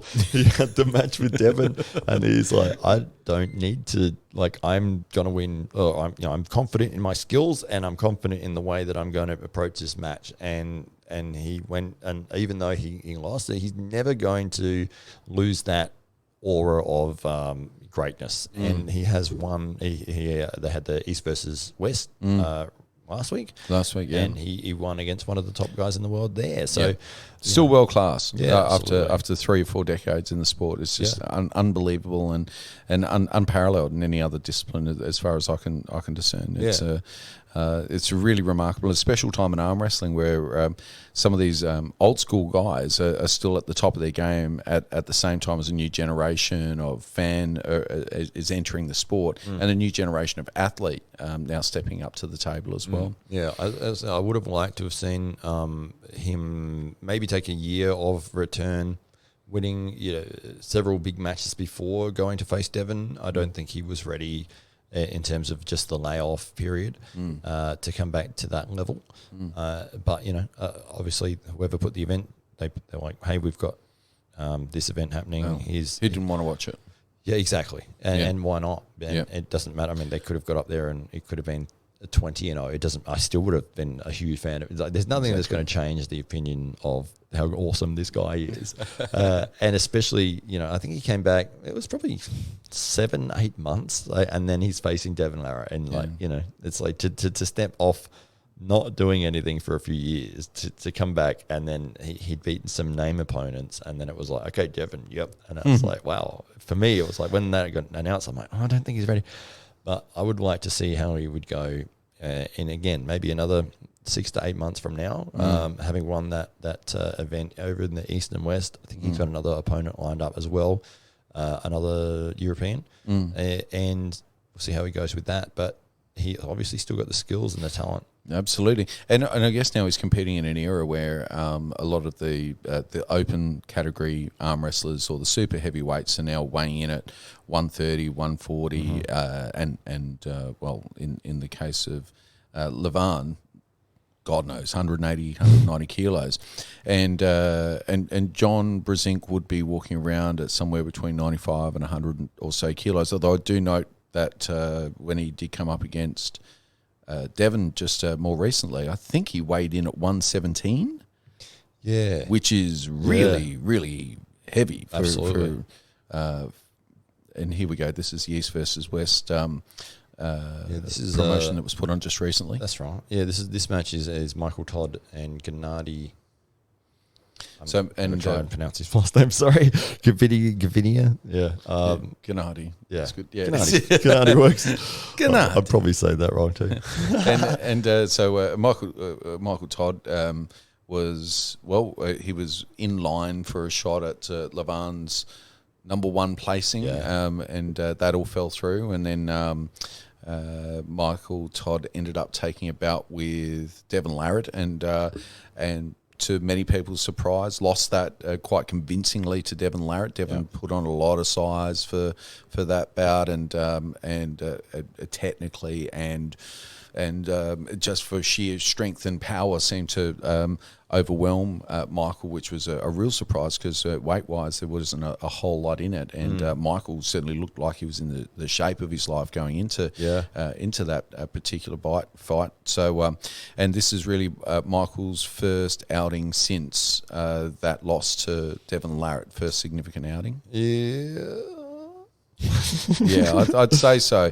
I think he, in terms of competition, I don't recall him competing again at a high level since the loss to Devin. Yeah, I'm going to say yes, but I'm not. You feel like you might have missed one there. There could be another. Maybe. I know I've been watching his channel for it because he's another one that has recently started his channel. Yeah. So I enjoy his channel. Yeah. He's again charismatic. He gets so much hate, and it's like, well, you know what? I think this is really interesting, and for fans of or people that are entering the world of arm wrestling, and even for fans of arm wrestling, they may agree with me with this, but Michael Todd, I think, suffered a bit of an image problem in the sport of arm wrestling. Maybe as a bit of a bad loser, maybe a little bit too intense, maybe a little bit, and I think without the context of YouTube, in other words, without actually getting to know the person, I think that the one-dimensional nature in which he presented himself in this type of scenario, perhaps, led many to believe that he might have been a bit of a bad sport, and people often look at your sportsmanship and make a judgment as to your integrity as a person based on what they've seen when you're at your worst, maybe. And I just kind of get the feeling he was given a bit of a raw deal because of that, and earned the ire of many of a traditional arm wrestling sports fan as a result of his conduct over the table, and maybe some poorly chosen words post fight. But I think his YouTube channel has had the effect of really humanising Michael Todd, and you do get to see that softer side, and you do get to see that, he's friends with the people he's competing against quite often, and so and I think that's something that can be lost to the outsider that's just being introduced to the sport. Whereas, unlike many high-level sports, these guys are friends before and they're friends after. Yeah. And in that moment of competition, maybe that friendship drops away. But and so as a result, their conduct on the table can be perhaps more forgiven as a result of that. And I think Michael his channel has opened my eyes up to him. I think it's lovely that he's doing it as a project with his wife as well. He's obviously really heavily involved in his career, and they both do a great job of consistently punching out high quality, good content that's got a really lovely mix. Yep. I think Michael's mix of content in terms of the personal, his training, as well as his insights and his interviews and sharing screen time with other elite arm wrestlers and influencers within the sport is leading to popularity in Michael Todd that I think is very well deserved, and I think maybe at this stage of his career where he seems to be fading just a little bit at the moment, and he must be kind of really considering where he sits in terms of the pecking order at the high end of the arm wrestling scale. But there's no doubt in my mind that win, lose or draw, Michael Todd's arm wrestling YouTube channel will continue to surge in subscriptions and continue to not just grow his personal brand beyond the sport and maybe into retirement, but continue to be a positive influence on those people that are entering the sport as well. Yeah, well, it was well said. It was you covered a lot of the topics that I was going to bring up there. That he is a very personable guy. When he talks on camera, he talks naturally, and you can tell he's very passionate about the sport. He loves competing. He takes everything he does very seriously. He wants to win. He wants to be the best in the world. And he's a win at all costs kind of guy, and he's had some legendary matches across across his entire career. Really, he's won a lot of championships. He is one of the best in the world. He's even though he didn't lose in this match and he didn't lose against Devin, he's still. I think he's really down on himself at the moment, and it's like he doesn't have to. He shouldn't. I mean, yes, you don't want to lose. You don't want to go out there and lose. But it's not that you're not any good anymore. You're still a fantastic, phenomenal arm wrestler, and you're still at that top of the world level. Yeah. When you're at that level, it's win, lose, or draw by a hair. It's some days the opponent is just better. And it's a fraction. It's a 1% difference that can be the difference between winning and losing. I know that he's been struggling with some injuries lately, and his technique is the thing that a lot of people really don't like with the King's move. Yes, that is very controversial, and for people that don't understand the sport, they can often feel like he's not playing fairly, maybe. Yeah. I can see the frustration from like an outsider's perspective if they're watching a match for the first time, or if they're fairly new to arm wrestling and they're like, this doesn't look right. This is like cheating. Yeah. But it's within the rules, and he is able to do it, and he's the master of it. And it's a very clever technical move that if it goes wrong, your arm will break. Yeah.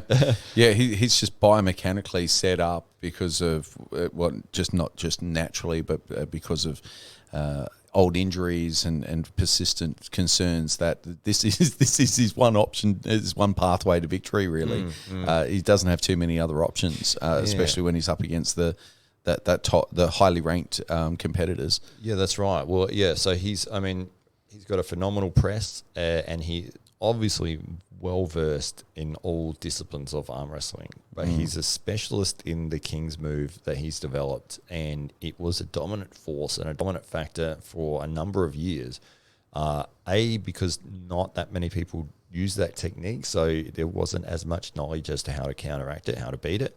And B, he was training that specifically against opponents in super matches where he was able to prepare for months against their exact style and game plan perfectly to execute that technique.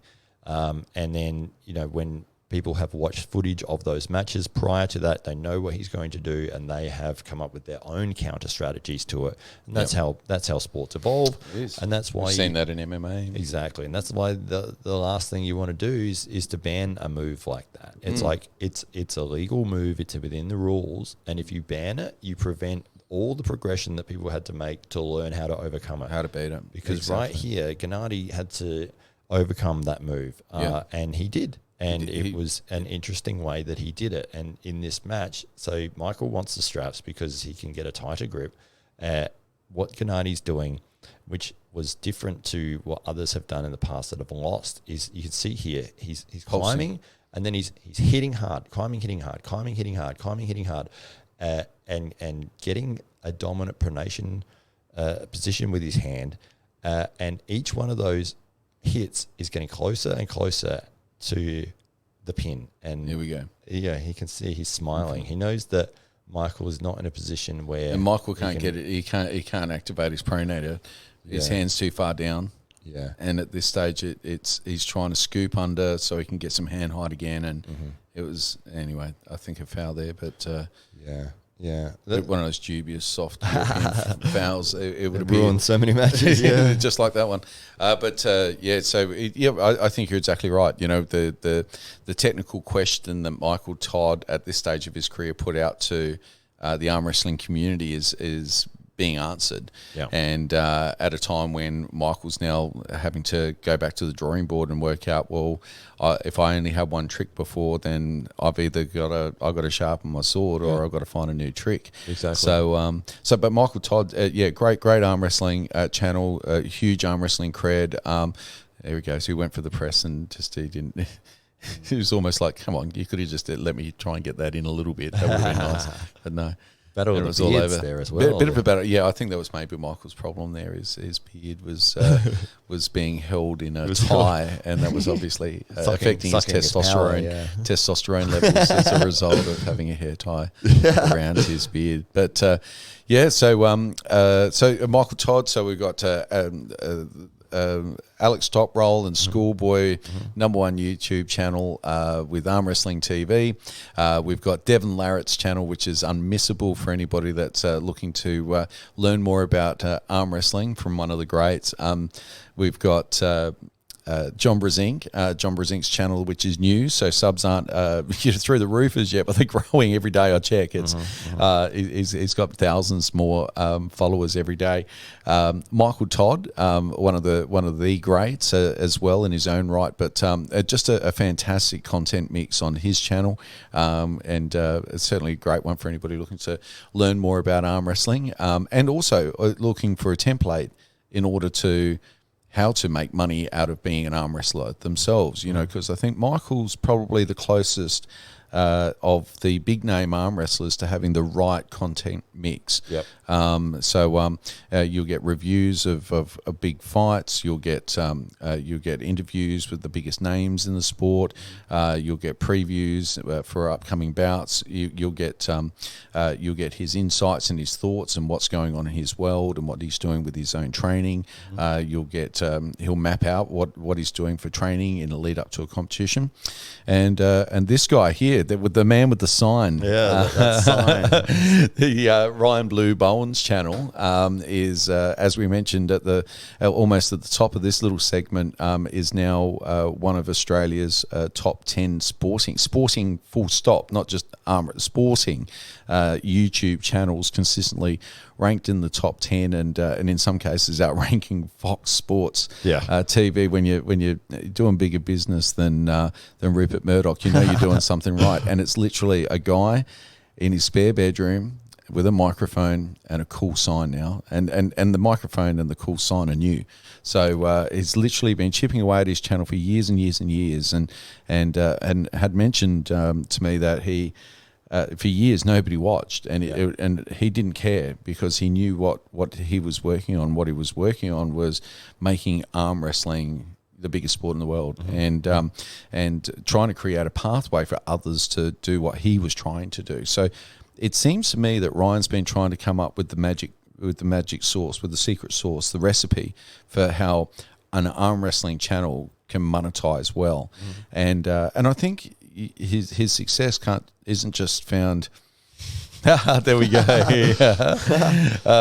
Isn't just found in his channel, but can be seen in John Brezink's and can be seen in others who. I know that Ryan has quiet words with some of the biggest names in the sport with respect to how they can better their online presence and monetize their online presence, and I think without Ryan's guidance there and gentle assistance in the background, many of the great names and personalities within our sport, including Michael Todd and others, would not be enjoying the success that they are now and the resurgence in their personal brands that would not have occurred if it wasn't for Ryan's hard work over the years in developing that magic formula of what makes a successful, not just arm wrestling channel, but sporting channel. Ryan's channel is probably one of the best for content mix, and great to see Jake's on screen at the moment. So Jake Ward's new arm wrestling channel, Aussie Arm Wrestler. He's dropped the keys. He started on the boss's desk. He's walked away from the 9 to 5 and is now interviewing the likes of Ron Barth and his beautiful wife here, and making a living out of doing what out of the sport that he loves, and there's so much to be admired about that. Admired in the guts that it takes to say goodbye to the certainty of a paycheck, but also just to make that leap of faith and to make a living out of something as like arm wrestling. Yeah, absolutely. Just incredible to see. Ryan's been, I think, somewhat instrumental in recent years in laying down that template and that format. And as a result, his channel, if you look over, even if you delve back a few years ago, has evolved dramatically and is always in evolution mode. He'll drop something out that's not really working. He'll bring a whole new concept in. He'll work that through. He'll give that an incubation. And if that's not working, that's out and something else is rolling through. If one of the social media giants rolls out a new feature, and I'm sure with Reels on Facebook soon, you'll be seeing Reels from Ryan Bowen left, right and centre popping up. But whenever there's a new function or a new feature that's been made available by one of the platforms, Ryan's always the first arm wrestler on them. He's testing them. He's seeing how it can make a difference. With the lives, I know at the moment he's enjoying huge success with the lives. And so what you're just going to find is all the arm wrestlers are going to be doing lives, because Ryan will be telling them, hey, if you want to make X amount of money, this is what it's doing for me. This is what it will do for you. And I think one of the great things with Ryan is not only is he has he been dedicating himself so long to it, and it is his entire world. I think. As a result of that, it takes a lot of the experimentation away for others who don't now need to waste the time to work out what works. They can literally lift the Ryan Bowen template. But one of the things that's not replaceable with Ryan is his willingness to be the heel, to play the bad guy, to stir the pot, and to make an enemy here and there for the sake of views. And I think that's something that can't be replaced, and regardless of how nailed down the formula or the template may be, you can't take the personality out of it. And Ryan's kind of understands that really well, and as happy and as freely as he shares everything that he knows about what makes a successful YouTube channel with anybody who'll listen to him for more than 5 minutes. He's very free and open with that information.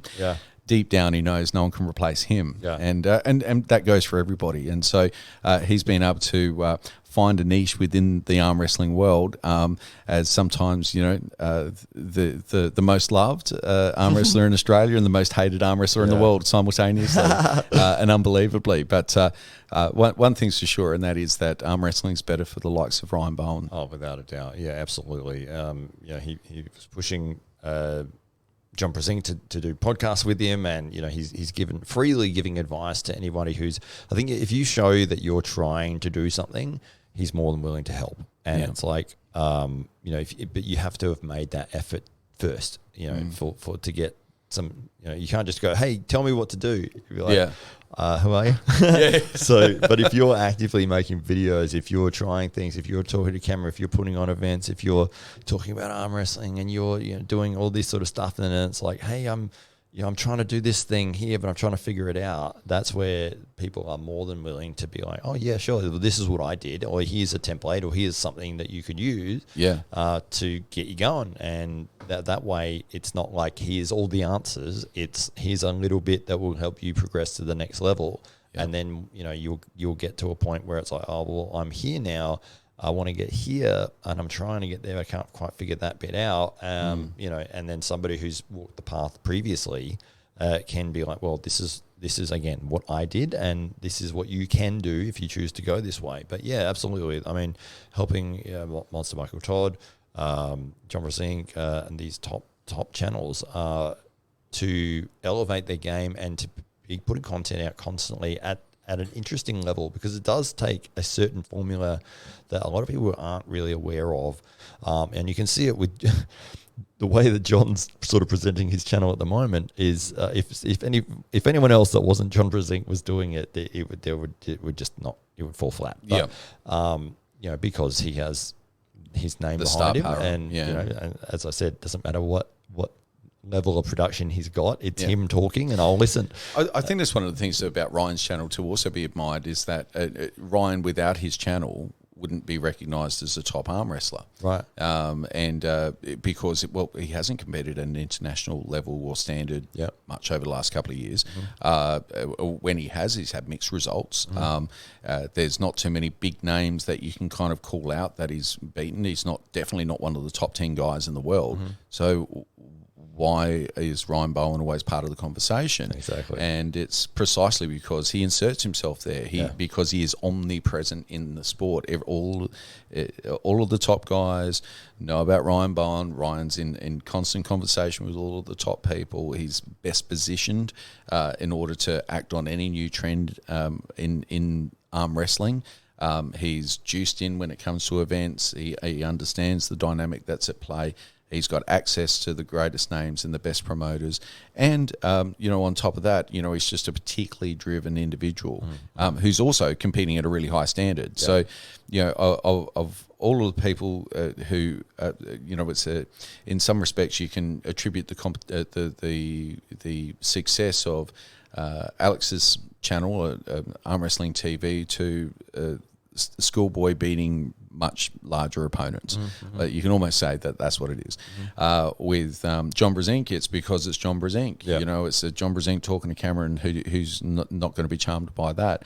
With Devin Larritt, it's the sheer charisma of the guy and the star power and just the way that he can pull you in.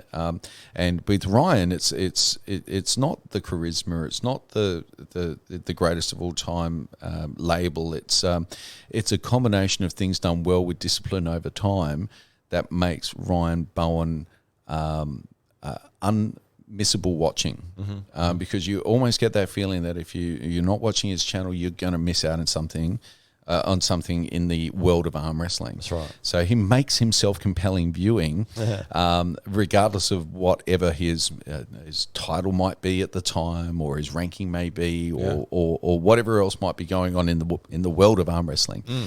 So all credit to Ryan, and wishing him, of course, ongoing success. He's very definitely my favourite arm wrestling YouTuber. Yeah, absolutely. Yeah, for sure. I think it does take that certain intelligence to analyze an audience and what content is going to work and what isn't, because there's certain things that people do where they, and here's the easy answer. People enjoy storylines, drama, characters. And if you're able to create that in whatever narrative that you're doing, and it's like, oh, this is an interesting moment, and I'm interested in this match because I hate that guy or I love that guy, that's where you'll find your biggest audience. Yeah. So for people like Ryan that are willing to play the heel and have people, send global hate his way and him welcoming it with open arms. Yeah. It takes a special certain somebody to have that strength of character to shield themselves completely of that and welcome it in a way. Yeah. It's like, I want you to, because you are bringing me attention. Your hate and your frustration and, despicableness of my actions, it brings you wanting to see me lose. Yeah. So when I put on a match, you're going to watch. Yeah. And it's a special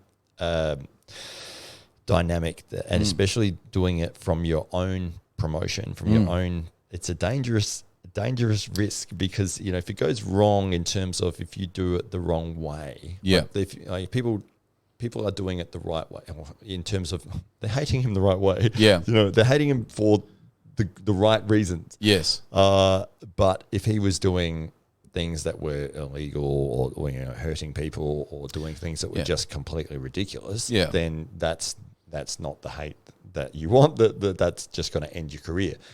So it's a fine balance of I'm doing these actions and people are not going to like what I say. They're not going to like what I do, but I'm doing them and it's going to bring me success. And it takes a certain skill to be able to do that. Yeah, that delayed gratification and that feeling that there's victory, but it might not be tomorrow, it might not be next week, but it's there and it's waiting for me. And it seems that Ryan's victory is very much seeing the sport do well.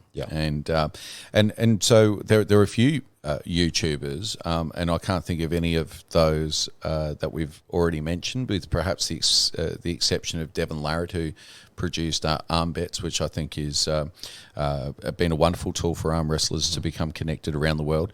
But there are a few other YouTubers that seem to have that same degree of outreach in their channel as Ryan does. And what's also interesting to me is that now that Schoolboy is 6'5" and 265 pounds, he no longer looks like a boy that's easily beatable. Where does the channel go from here? Devin's channel people will just follow Devin because he's so charismatic. So that I have no doubt that channel will just continue to grow. And Devin, I would love to say, on the other side of his heyday, will be still actively involved in promotions and bringing the biggest names of the sport together. I think Devin's probably got the greatest pull and the highest level of popularity, deservedly so, in arm wrestling. I think he'll use that popularity to continue to serve the sport. I think Michael Todd, with his channel, that'll continue to grow because people are enjoying those insights and getting a look behind the scenes, and also seeing the dynamic of a husband and wife team working together on something that they both obviously love, and so maybe even as Michael Todd fades in terms of his ability to be a high-level competitor, I think his popularity will continue to grow as he lets more and more people into his world. But still, I think the greatest potential for growth out of all of these channels is Ryan Bowen's. So there you have it. That's Ryan Bowen's, my number one YouTube arm wrestling channel. Can I make a prediction about Alex Top Rolls TV channel? That it implode. No, you go for it. You make a bold prediction. I'll make a prediction. Okay. Their level of success is so great at this point that they would have made a significant amount of money to the point where I think that they will step back from it, and I think that Schoolboy will continue to remain a fixture in arm wrestling. Yes. But I believe they will probably start pulling back on the amount of content they're producing. And I only say that because I think that their success has put them in a point where they're like, well, you don't need to do this anymore. And if you don't need to do it, if you don't have to do it, if you're not trying to build, if you've already built and you've got the reward, it's hard to keep going. And I don't know, of course, the intricacies of their financial arrangements, and I don't purport to, but with, for instance, Ryan Bowen's channel, Ryan is actively reinvesting the income that he derives. What he doesn't need to live, he's pumping straight back into the sport, whether that's running events or sponsoring athletes or encouraging people to pursue their dream and providing them with the financial means by which to do that. Ryan is taking enough money to eat and pay the bills, and then is taking every cent, putting it back into the sport. I don't see $600,000 a month finding its way back into the sport from those boys, and so I mean, and by the way, there's no obligation on their end to do that either. They're quite within their rights to do as they please with their money. But it's Brian's broader agenda, of course, is to enhance the sport in the eyes of the public and to create opportunities for athletes and arm wrestling personalities.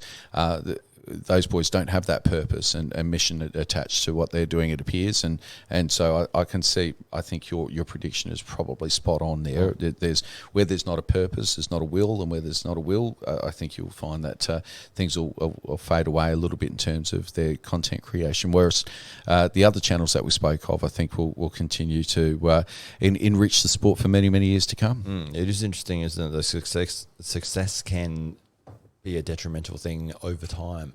Because if you are at the top of the mountain and there's nowhere else to go, and it's like, do I need to keep doing this? I've already got millions of dollars. I've already got everything. It's kind I of like ever us with wanted. this podcast. Do we have to keep doing it now? Like it's all 7 people that will watch the episode. Or it's me refreshing the page 7 times. It's mostly you. Yeah. But if you get somewhere, it's, again, what is that driving purpose? What is that factor? What is this your identity? Are you this thing? If it's not, and you're doing it because you are making a lot of money, or you're doing it because you enjoy it, but it's not like, the defining factor as to who I am. Yeah. It will get to a point where you're like, I don't want to do this anymore. I'm going to do something else. Yeah. Maybe I'll even say Michael Jordan. Michael Jordan, basketball, top, couldn't be any better. I'm going to go play baseball. Yeah. Why? New challenge. Yeah. Yeah, new challenge. Yeah. Something different. You've risen to the top. Can you do it again in something else? Yeah. That's what in his mind, he's like, I've got everything I want out of this thing. I can't get any more out of it. I've won the championship. I've won the thing. I've got the millions of views on every video. I've squeezed the orange dry. That's right. And it's like, there's nowhere else to go unless you want to start expanding and doing other, and it's like, if you don't have the energy for that, or if that wasn't your main idea to build a global empire or anything like that, it's like, we were just doing the channel, we enjoy the channel, and it's like, it got to a point where it's like, it's making us a lot of money, we're being really successful, we've done that for a multitude of years, and it's like, let's do something else, because we have the money and the means and the ability to go and do something else. So with respect to notable mentions, so we've kind of run through a top 5 of YouTube channels for anybody interested in arm wrestling. Any honourable mentions or channels that kind of have captured your imagination? Well, yeah, I mean, as we said before, the Mario and Andy show, they'll promote Mario them and Andy show, because they are a couple of. Is it possible that Mario may even be on the podcast? That's a good idea. Yeah. Okay. Is he under the desk? Mario, soon. A couple of weeks he'll be in here. One of the top guys in Australia, as I said before, went over to the US, did a fantastic job over there, won against some very well-known opponents. Yeah, very high level. Absolutely. And Andy as well, one of the top guys in Victoria and in Australia. Yep. So they have a show that they're putting on in terms of they've got a YouTube channel. They're doing podcasts. Mario and Andy? Yeah, I think it's called the Mario and Andy show. Yep. Yeah. So check that one out. Absolutely. An Aussie arm wrestler. Arm wrestler, Jake Ward, as we mentioned before. So give him the views. He needs the money now. Yeah. So yeah. Well, it is interesting. I like Jake's work a lot, and it's different to most other sort of style channels out there. He's doing a lot of long form interviews. Yes. As you saw, we had Ron Barr. Well, I think he recently had a 24-hour. It's a 24-hour, like a marathon, like a telethon, but mostly just dudes talking about arm wrestling for 24 hours. Less Larry Emder on there. It was less Humphrey Bieber. He's doing interesting things, and it's different to what else is out there. He's very funny, very charismatic. A lot of his stuff is short, funny clips where he's doing a funny voiceover for something. To me, he's like the H.G. Nelson of the arm wrestling world for fans of Roy and H.G. who might be listening. The style it likens to the H.G. Nelson. That's right. Yeah, I think he's doing a different thing, which is, he's got his short clips which are funny, which gets the attention. He's got his ready bang. He's got a character, and that is one of the things he sort of stepped away from. I think he was playing basketball, got into arm wrestling, and then he said he created the Aussie arm wrestler character, and the Aussie arm wrestler was born. That's right, exactly. With the third place left hand trophy, the most electrifying trophy in all of sports. So those little things like that come over time, like create a character, create interest, and it's like those are the things you're seeing putting up as what's mainly me putting that stupid thing that comment up. But it's like those little things define a channel, and it can be like that is if you're putting yourself out there and often enough, and you're talking to public and you're reacting to what they're giving you in terms of feedback, and he's doing that and doing it well. For me, his long form interviews, he's interviewed some of the top people in the world. I think we got a glimpse of his Ron Barth interview just a few moments ago. That's right. Yeah. So anyone who is interested in finding like in-depth conversations with some of the top people in the arm wrestling world. Have a look at the Aussie Arm Wrestlers channel, because he literally has the who's who from every level, from basement level right up to the absolute best in the world. And I think if your introduction to Jake has been his hilarious and quirky commentary, you'll find in those long form interviews a much more considered human being who's deeply in love with the sport and has a real rich knowledge as well to share in those interviews that really shows through. Exactly. As well as his exceptional sense of humour, etc. But yeah, so Jake Ward, Aussie arm wrestler, he's another one to check out for people at home that are scurrying around YouTube right now looking for people to subscribe to. Who else is on your hit list? Well, yeah, you can look at my channel if you're interested. So that channel is Hollywood Matt Connolly. Hollywood Matt Connolly. Hollywood Matt Connolly. Hollywood Matt Connolly on Facebook and Not YouTube. Matthew? Matt. It is short for Matthew, but right. Only my mother calls me this. So, but if you go to Hollywood Matthew Connolly, you get a completely different channel. You don't want to go there. It's okay. That's a different that's one. So what can people find on the Hollywood Matt Connolly channel? Well, you will find interesting, funny moments from our training sessions, from our tournaments. You'll find my thoughts on different subjects regarding the arm wrestling world. You'll find daily combat highlights and funny bits where I've stuffed up my own intro. All those sorts every intro falls into that category. Well, hey, I like when I cut them all together and it was like all my intros on pure. I'm going to keep coming up with new ones every week. I love it. Oh, the pressure. Yeah. Oh, that's right. Hey, I got a million. I'm coming up with nicknames. I got a million. That's right. So yes, myself. So I'm obviously we're involved in the SA Titans Arm Wrestling Club, and we've got amazing matches going on there constantly. Super matches, as you said, almost one every week against. I mean, the amazing thing for me is that. Yes, it's club level arm wrestling. We're not world champions. We're not at the absolute pinnacle. But these matches are phenomenal. Yes. Yeah. Some of the best matches, because it doesn't matter if you're pulling at 100 kilos of pressure or 40 kilos of pressure. Yeah. If the match is interesting. It's interesting. It is, yeah. So we have been putting out, I've been putting out a lot of content over the last 3 years of these amazing moments that take place every week in our training sessions, and we have super matches, and we've sort of defined characters, and we're trying to build storylines, and creating our own little world, regardless of our skill level. Yeah, we can still find an audience and find people that are interested in what we're doing. And it, as I said a couple of times on the show, it is one of the most amazing things when people turn up to the club and they've watched our stuff and they know who we are, and who's the nicknames and this, and they know the storylines, and they know who they feel like you did when you met Devin Larritt. Yes. That's how they feel. Yeah. One guy was telling me like matches that I'd had from 2 years, and I was like, how do you? I've got a fan. This is so weird. It was one of the coolest things ever. Yeah, it was so good, because I'm thinking like no one's watching this stuff, But you never know who's watching, and it is very cool. And then like I'll put a funny video up, 30 seconds or something, and then in the gym that I'm working in, people come, I saw the thing, And it's like, I didn't even know you knew who I was. Well, yeah, that's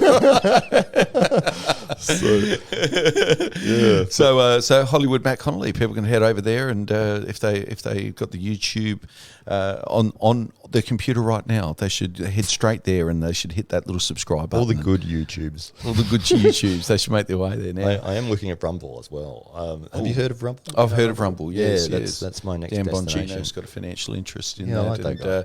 It's a less of a censorious platform than perhaps YouTube, and so may be encouraging of content that YouTube might otherwise delete your channel for. You know who's already on Rumble? No, Ryan Bowen. Sorry, Ryan Bowen. Yeah. He's also on Rumble. He's probably the first. He's the first arm wrestler on Rumble. Yeah, I would say so. I would say he was probably the first on TikTok as well. I think he was. Yeah, he's definitely done really well with TikTok. Yeah. Again, as you've said and highlighted, he's putting it through everything from every channel, every aspect. Yeah. Yeah, I mean, I think even if you're not personally a fan of Ryan Bowen, you can't help but admire what he's doing with his channel and for the sport, and especially from where he's gone from, which isn't a position of being the best in the world or anything like that. He's gone from being an average guy who's just in love with the sport, who's found a way, and there's a lot in that to be admired. And he serves as some inspiration to us here on the Daily Combat podcast, Ryan. So we want you to know that, Ryan.